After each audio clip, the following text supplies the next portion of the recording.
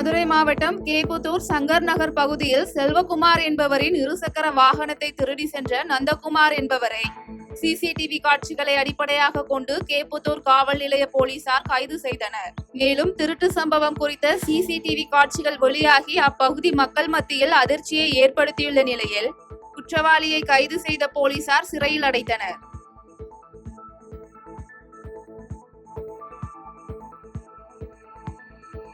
திருப்பத்தூர் மாவட்டம் பாச்சல் ஊராட்சியில் இருசக்கர வாகனம் பழுது பார்ப்போர் நலசங்கத்தின் 4ஆம் ஆண்டு விழா சங்க தலைவர் மணவாளன் தலைமையில் நடைபெற்றது. இந்த விழாவில் இருசக்கர வாகனம் பழுது பார்ப்போருக்கு தனி நலவாரியம் அமைத்தல் மற்றும் இடஒதுக்கீடு உள்ளிட்ட தீர்மானங்கள் நிறைவேற்றப்பட்டது.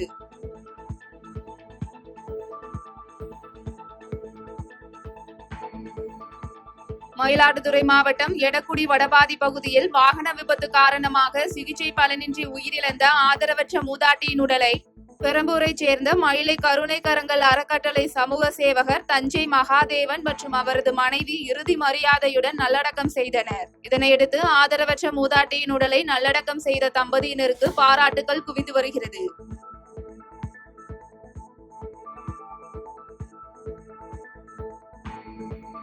திருப்பூரில் அன்னபூரணி என்ற மூதாட்டியின் 100வது பிறந்த நாள் விழா குடும்ப சங்கம விழாவாக கொண்டாடப்பட்டது. இந்த விழா தனக்கு மிகுந்த மகிழ்ச்சி அளிப்பதாகவும் 5 தலைமுறை பேரன் பேத்திகளுடன் 100வது பிறந்த நாள் கொண்டாடுவது தனது பாக்கியம் எனவும் மூதாட்டி அன்னபூரணி தெரிவித்துள்ளார். எனக்கு ஒரு பெரிய பாக்கியம். எல்லாம் பேரன் பேத்தி எல்லாம் நல்லா இருக்காங்க. நல்லா கொண்டாடுறாங்க. ரொம்ப சந்தோஷம். எனக்கு ரொம்ப சந்தோஷம். கோவை மாவட்டத்தில் உள்ள ஆதரவற்ற குழந்தைகள் இல்லம் ஒன்றில் தேசிய விளையாட்டு தினத்தை முன்னிட்டு ஆதரவற்ற குழந்தைகளுக்கான விளையாட்டு போட்டி நடைபெற்றது.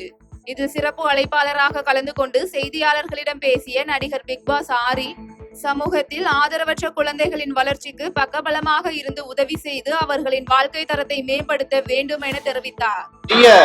விளையாட்டு வீரர்களை உருவாக்கணும்னா அவங்களை அடையாளம் காணணும். சின்ன வயசுலயே அவங்களை அடையாளம் காணாதான் நம்ம அவங்களுக்கு பயிற்சி கொடுத்து நம்ம ஒரு இடத்துல அவங்கள ஒரு பெரிய நேஷனல் பிளேயராகவும் இன்டர்நேஷனல் பிளேயராகவும் உருவாக்க முடியும். அதனால நம்ம இந்த மாதிரி ஸ்கூல்ல படிக்கும் போதே ஐடென்டிஃபை பண்றதுங்கிறது வந்து ஒரு பெரிய ரெஸ்பான்சிபிலிட்டி. அதை அப்பவே பண்ணோம்னா நம்மளால அவங்களுக்கு பெரிய இந்தியாவுக்கான ஒரு நல்ல ஒரு பிளேயரா நம்ம உருவாக்க முடியும். ஒலிம்பிக் அடுத்த ஒலிம்பிக் அவங்க தயார். கோவை மாவட்டம் போலுவாம்பட்டியில் விவசாய நிலத்தை சேதப்படுத்திய காட்டு யானை வனத்துறையினர் வாகனத்தை ஆக்ரோஷமாக தாக்கும் வீடியோ சமூக வலைதளங்களில் பரவி வருகிறது.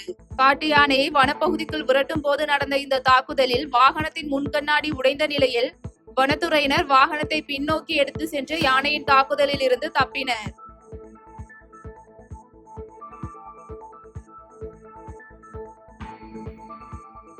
வேலூர் விருப்பாச்சிபுரத்தில் தனியார் பள்ளியின் சார்பில் தென்னிந்திய அளவிலான கராத்தே போட்டிகள் நடைபெற்றது.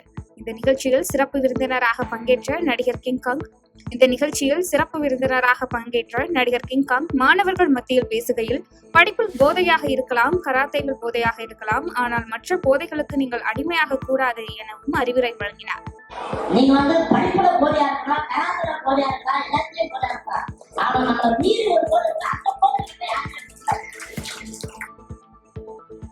புதுக்கோட்டை அருகே திருவப்பூரில் தமிழ்நாடு வருவாய்த்துறை அலுவலர் சங்கம் மாவட்ட செயலாளர் சுரேஷ் தலைமையில் வருவாய்த்துறை சங்கங்களின் கூட்டமைப்பு சார்பில் மாவட்ட கோரிக்கை மாநாடு நடைபெற்றது. இந்த மாநாட்டில் வருவாய் மற்றும் பேரிடர் மேலாண்மை துறையில் உள்ள அனைத்து நிலையில் உள்ள காலி பணியிடங்களையும் காலமுறை ஊதியத்தில் நிரப்பிட வேண்டும் என புதுக்கோட்டையில் நடைபெற்ற வருவாய்த்துறை சங்கங்களின் கூட்டமைப்பு மாவட்ட கோரிக்கை மாநாட்டில் தீர்மானம் நிறைவேற்றப்பட்டது.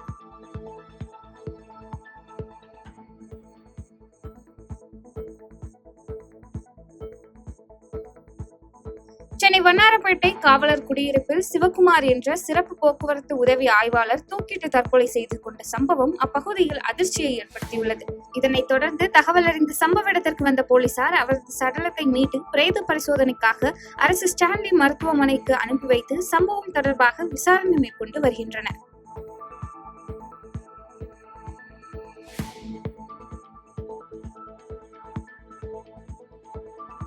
சென்னை பெரம்பூர் பகுதியில் கிழக்கு வட்ட அதிமுக சார்பில் அதிமுக பொதுச் செயலாளர் பழனிசாமியின் பயணத்தை முன்னெடுக்கும் வகையில் 2 நாள் கிரிக்கெட் போட்டி வட்டக்கழக செயலாளர் பாஸ்கரன் தலைமையில் நடைபெற்றது. இதில் வடக்கு கிழக்கு மாவட்ட கழக செயலாளர் ராஜேஷ் சிறப்பு அழைப்பாளராக கலந்து கொண்டு வெற்றி பெற்ற அணிகளுக்கு வெற்றி கோப்பைகளை வழங்கி அவர்களுக்கு கட்சி துண்டுகளை அணிவித்தார்.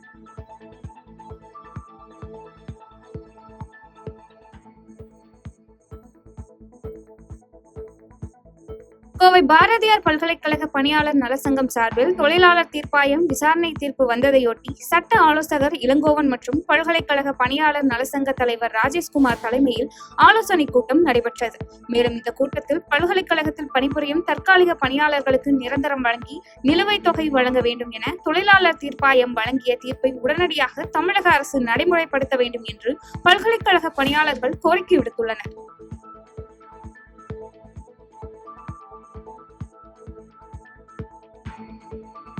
பாதகம் செய்பவரை கண்டால் நாம் பயம் கொள்ளலாகாது பாப்பா.